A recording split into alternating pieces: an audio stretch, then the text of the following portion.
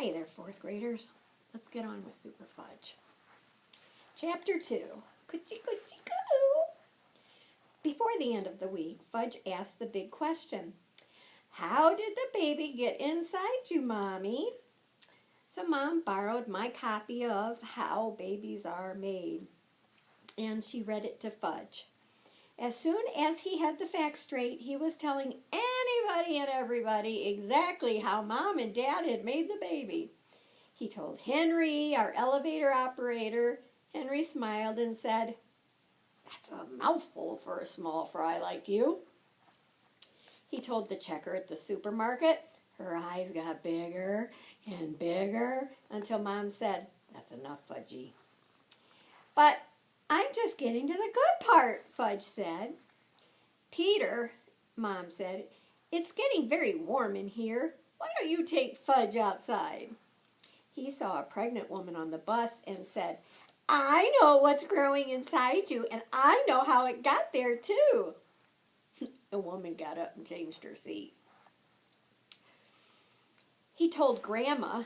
She said to my mother, "Anne, do you think it's wise for him to know so much? In my day, we talked about the stork." "What's a stork?" Fudge asked. "It's a big bird," I told him. "Like Big Bird on Sesame Street?"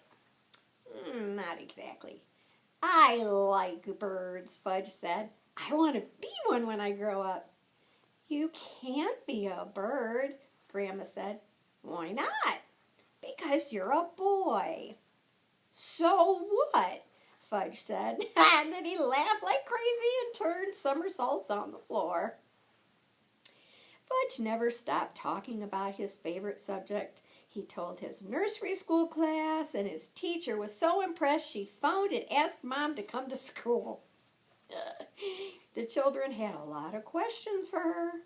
So Mom went to Fudge's class and enjoyed it so much she offered to come into my class too. I told her no thanks. I hadn't told anyone she was going to have a baby except Jimmy Fargo. I'd tell him just about everything.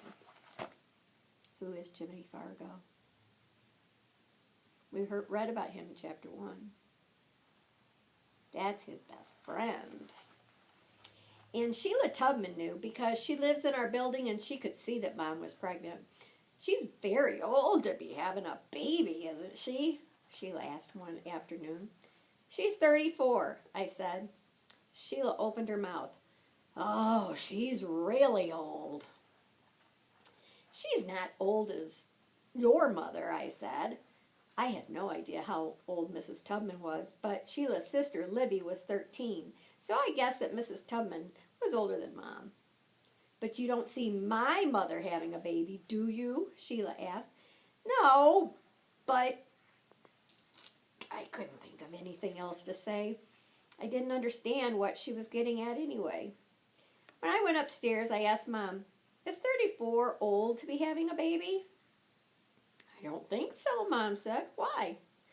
"Just wondering. Grandma had Aunt Linda when she was 38. "Oh, so my mother wasn't the oldest woman in the world to be having a baby, and Sheila didn't know what she was talking about as usual." On February 26th, while my 5th grade class was on a trip to the Metropolitan Museum of Art, my sister was born. Later, I found out that she was born at exactly 2:04 in the afternoon, just as we were in the Egyptian room studying the mummies. They named her Tamra Roxanne. That could also be pronounced Tamara, but we'll go with Tamra. But for weeks, everybody called her the baby.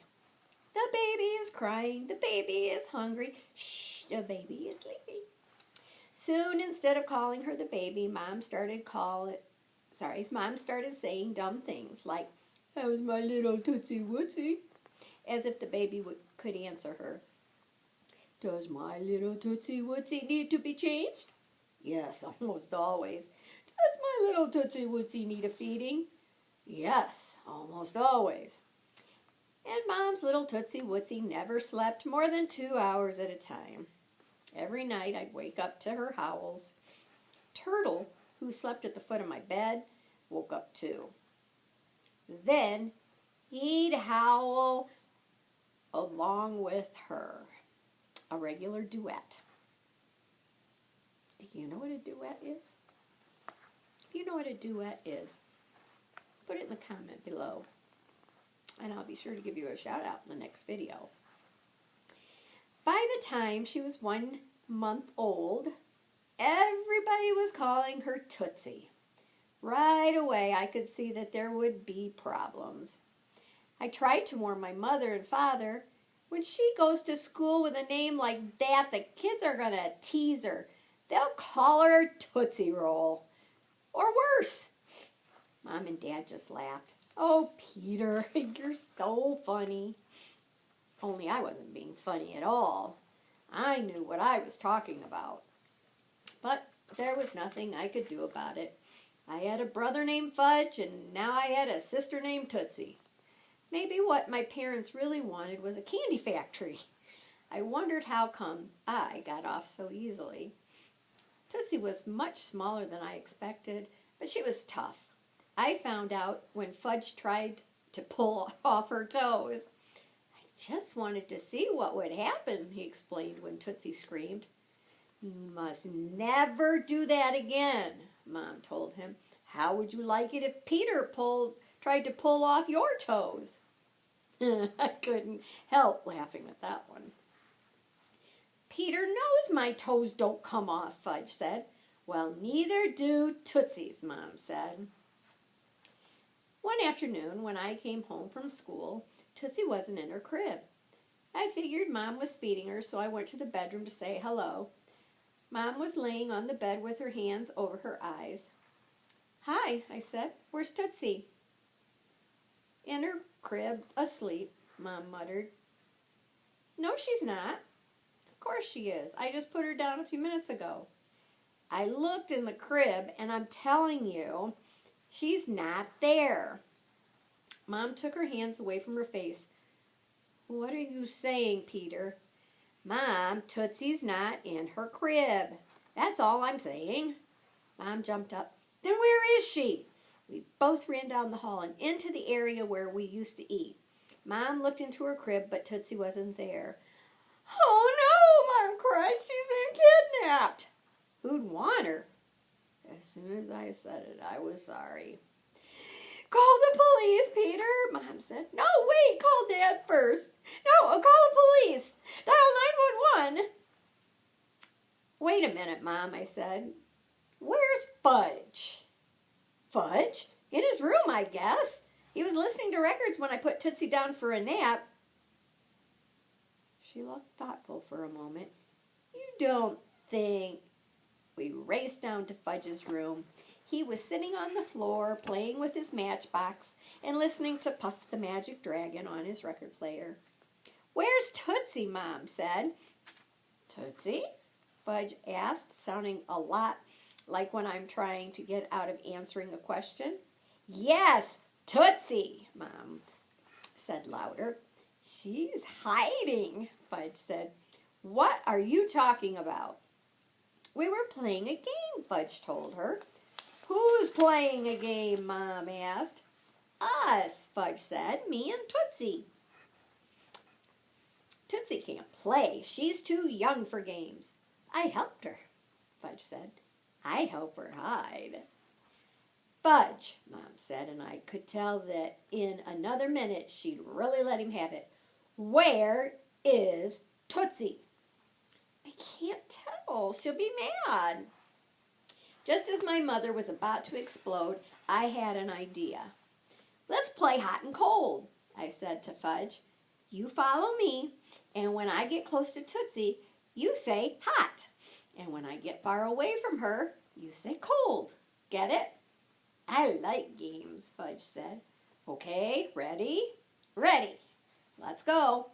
I walked down the hall to the living room. Cold, cold, cold, Fudge sang.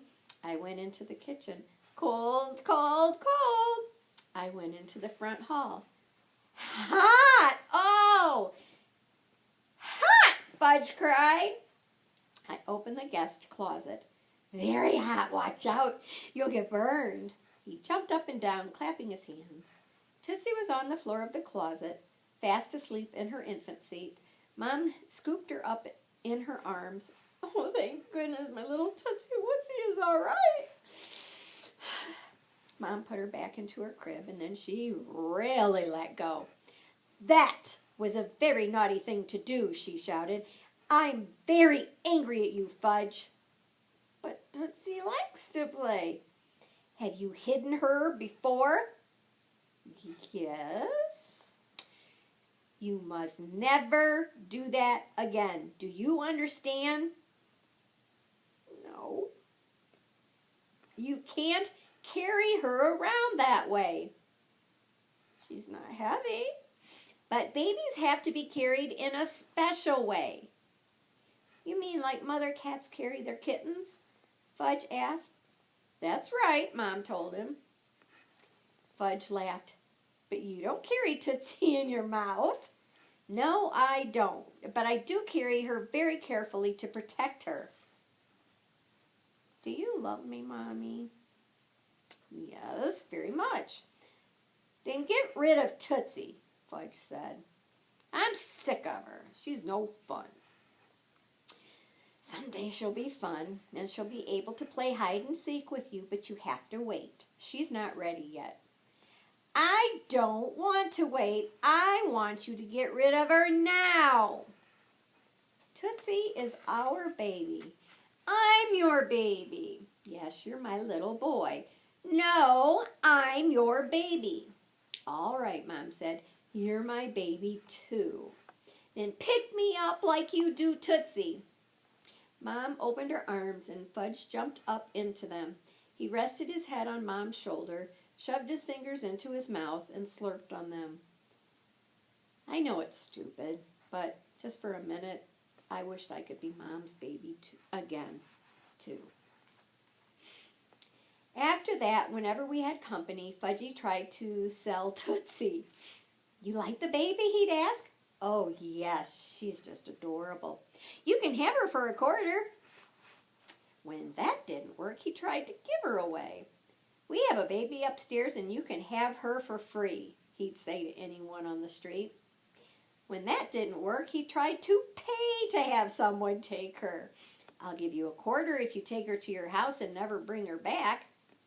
He tried that with Sheila Tubman.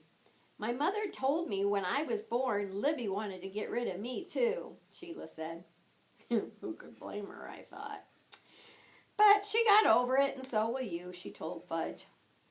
Fudge kicked Sheila, then he ran down the hall. Sheila stood over Tootsie's crib.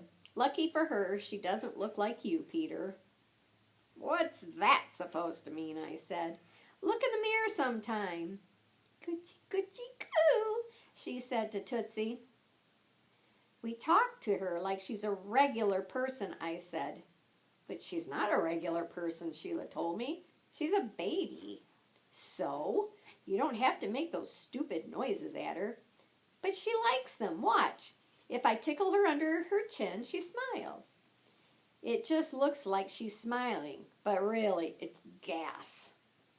Oh no, Tootsie is smiling just for me, aren't you, you precious little thing? It did look like Tootsie was smiling, but why would anybody smile at Sheila Tubman, even a baby? That night, Fudge climbed into Tootsie's crib. I'm the baby, he said. Gah, gah, gah. Dad lifted him out of the crib. You're a big boy. You sleep in a big boy bed. No, I'm not a big boy. I'm a baby. Wow, wow, wow. I decided it was time to have a little talk with the kid. So I said, hey, Fudge, you want me to read you a story? Yes. Okay, get in the bed and I'll be right there. I brushed my teeth and put on my pajamas. When I got to Fudge's room, he was sitting up in bed with his favorite book spread out across his lap. Arthur the Anteater. Read, he said. I sat down next to him. Are you tired of acting like a baby? I asked. No.